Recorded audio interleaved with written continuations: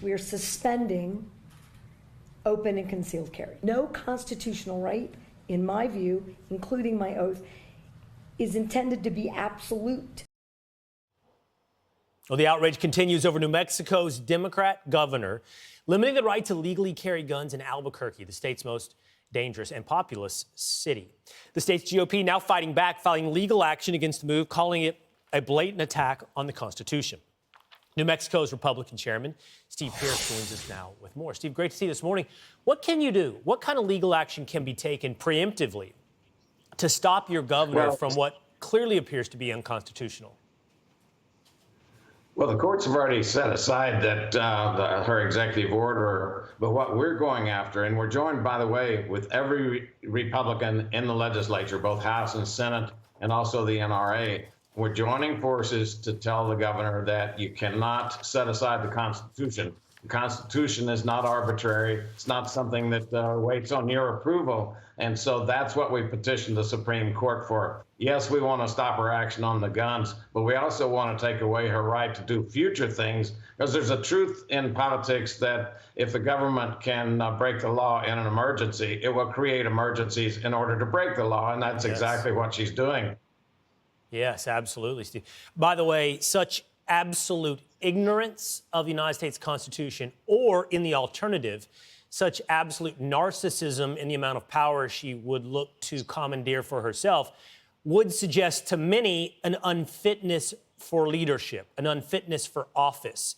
You take an oath. She said she can set aside her oath as well, but she takes an oath to defend the Constitution of the United States. You said every Republican. I don't know what the makeup is of the New Mexico state legislature, but I mean, it seems to me there would be many who would think this was grounds for impeachment, but that would probably require more than just Republicans in New Mexico. It would, and the impeachment articles have already been drawn up, and so that's the next step. And the Republican Party is exactly joining our legislators to say she's unfit. When you start setting aside the basis of all law, then you're unfit. The Constitution is a contract.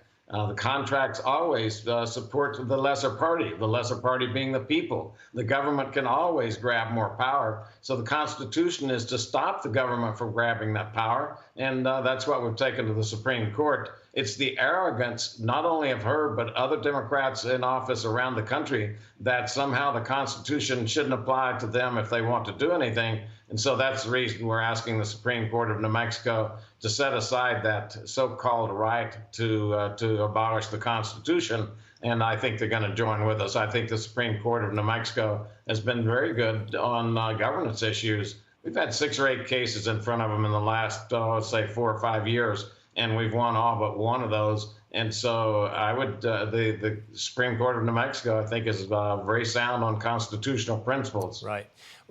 As we go out, you mentioned that if a politician thinks that all they have to do is declare an emergency and then they can set aside the Constitution or any other limitations on their power, then they'll declare more emergencies. I'm curious, you know, as a New Mexican, how out of left field was this for you? I mean, have there been previous emergency declarations that would have given her the idea that she has the ability to do this? Is this not the first, maybe? Is this actually, are we somewhere downstream of something like this taking place in New Mexico where emergency proclamations have been abused? Yes, we are downstream because you remember in COVID, a lot of the states shut down small businesses and kept large businesses open.